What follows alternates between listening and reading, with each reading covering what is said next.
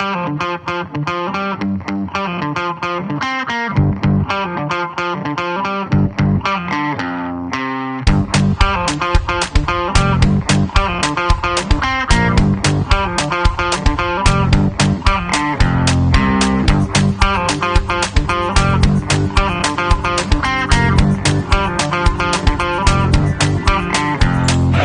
are going to talk to artist Gaurangi Shah. You have seen her paintings just now.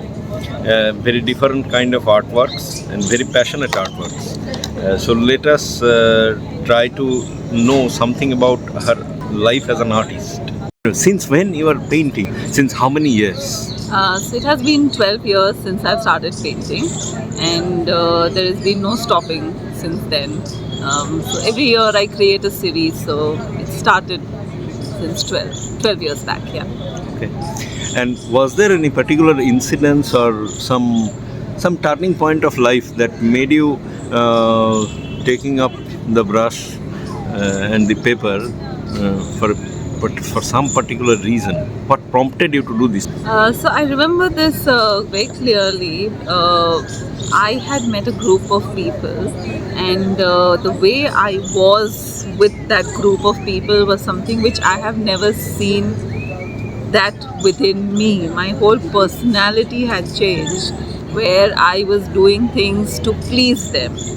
And when I kind of figured that out, that it is affecting me, my health, there were like a lot of repressed emotions because of not being true to what I was.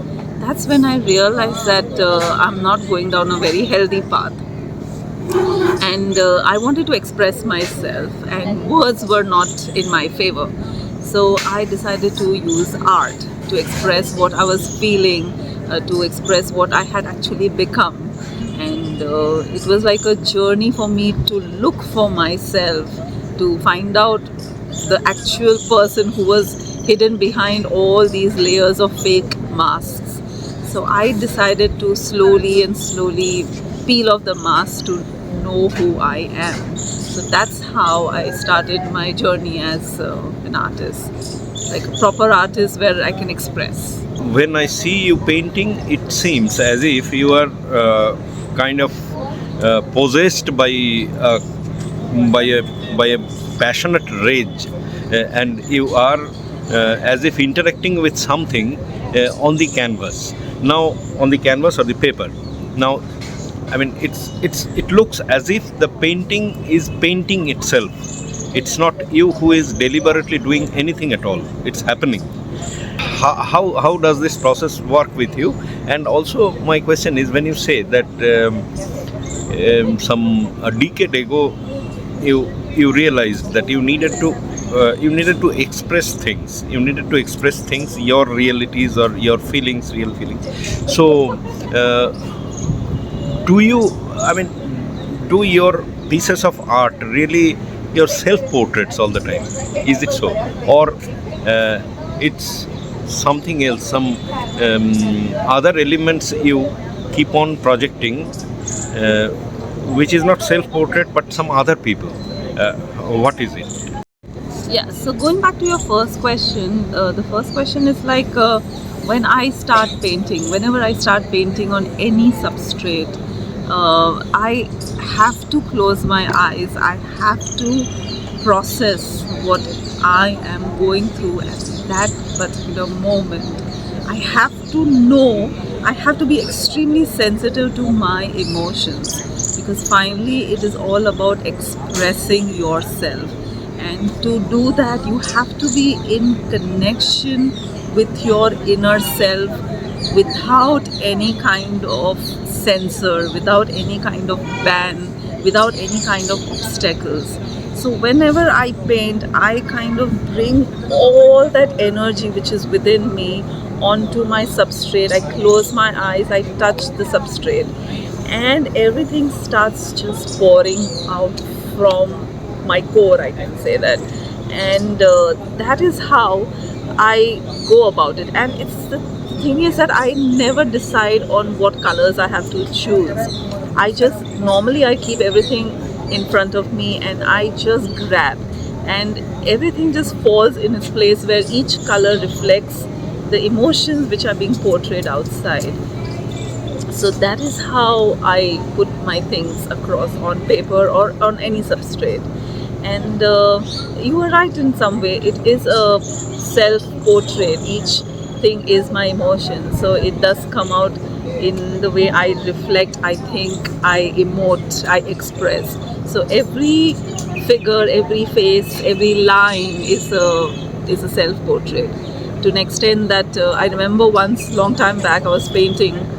There was so much of suppressed emotion within me regarding one particular characteristics of my personality, and I just went on scribbling and scribbling and scribbling because there was so much of it which was coming out, and actually I got a cut in the canvas. It was so deep.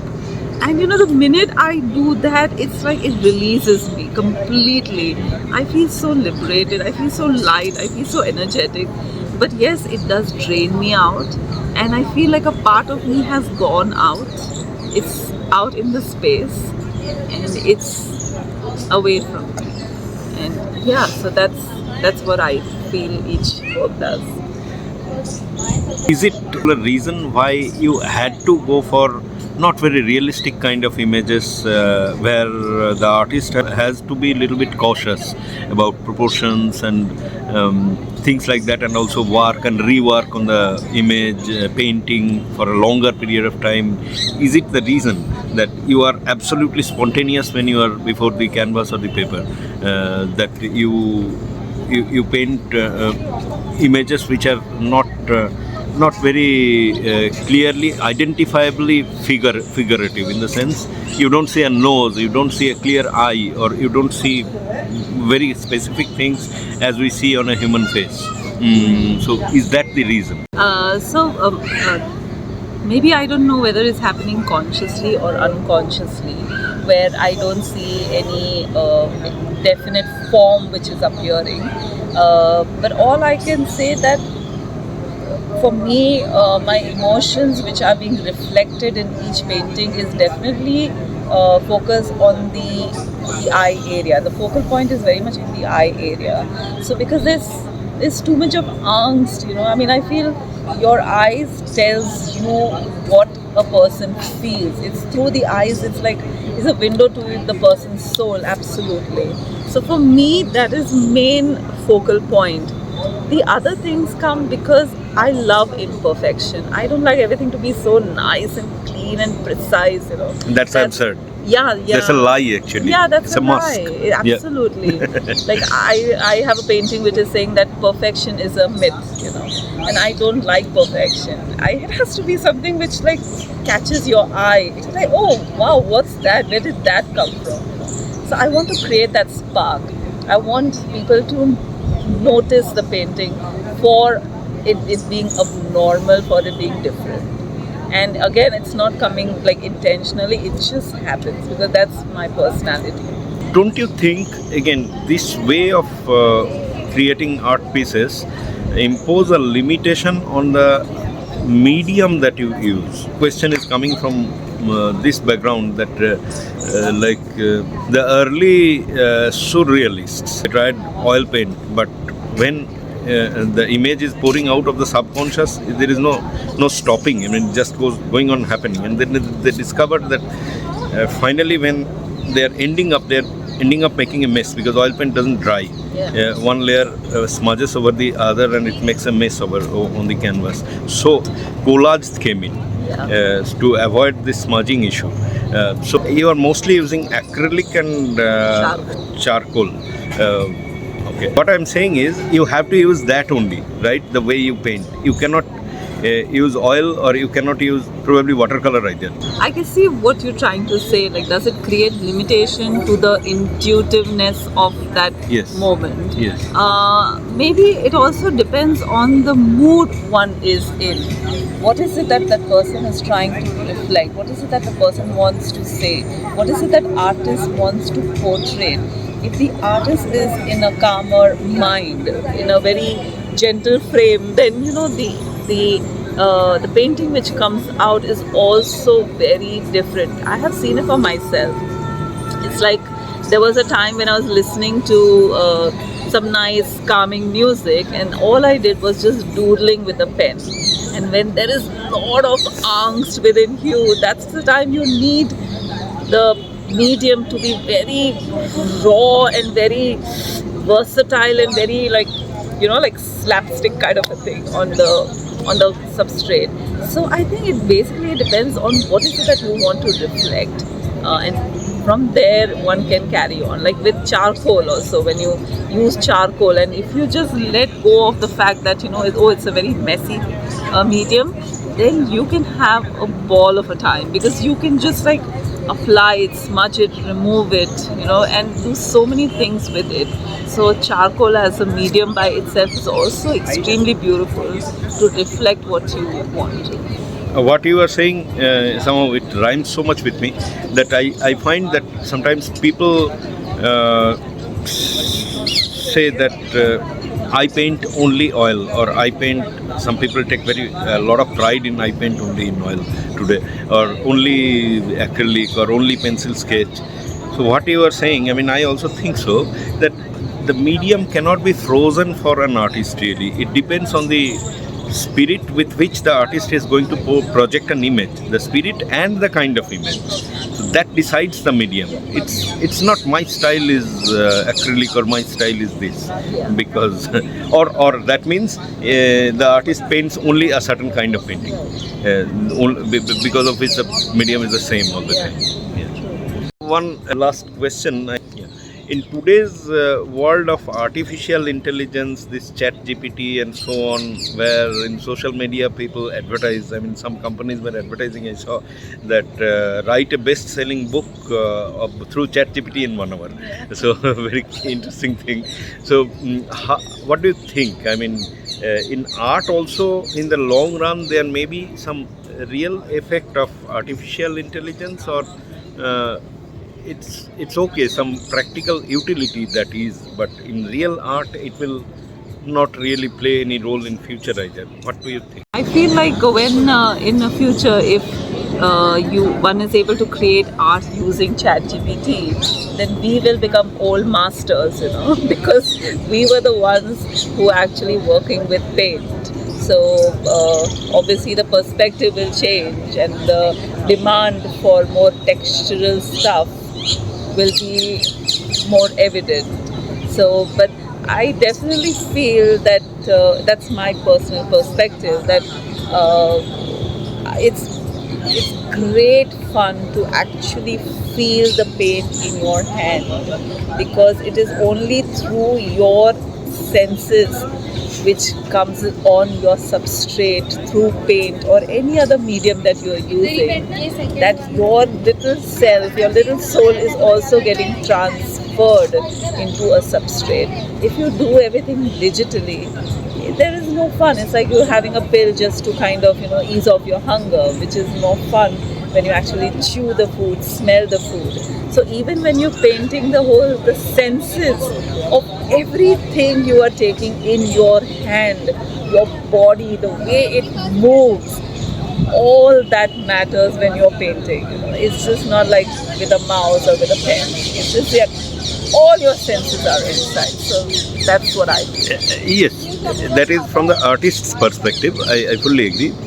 But what I am asking is, like, until now, even digital paintings are not really on vogue, right? Yeah.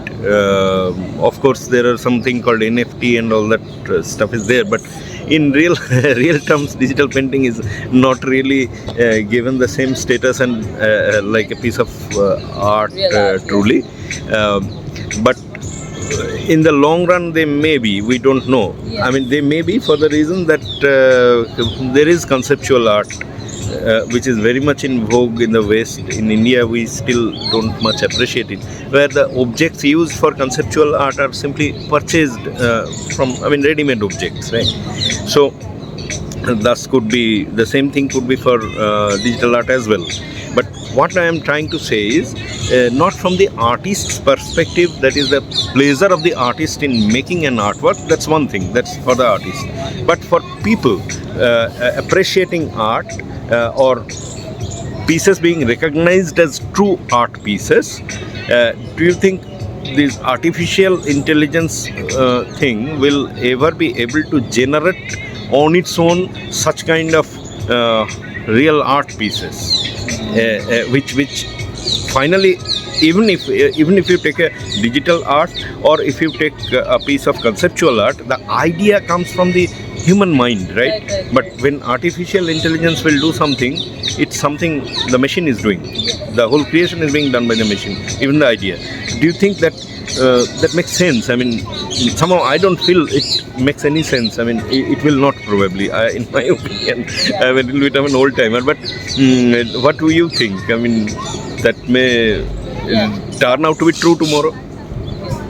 I have seen some of the arts which has been created by AI, and I always see it with like, wow, this is really very good. But it stays beyond that. It cannot go beyond the wow factor, because obviously the ideas. Suppose if they create a surreal painting, then obviously the ideas which an AI will generate through the words feeded by a human would be something like, this is unbelievable, because it is able to create wonderful stuff, no doubt about it, and it is the future of the world. But again, I think people would appreciate it. It might last for few years, but yet they would want to go back to the real 3D surfaces of art, rather than just seeing something which has been created by a completely non-human entity. So that's what I feel. Yeah. I feel too. We are in agreement totality in this. Okay, Gaurangi. So we had a wonderful course of discussion with artist Gaurangi Mehta, and you have seen her artworks. The artworks have been shown right in the beginning of this video. So now it's curious, think over how it's coming from and where it's coming from.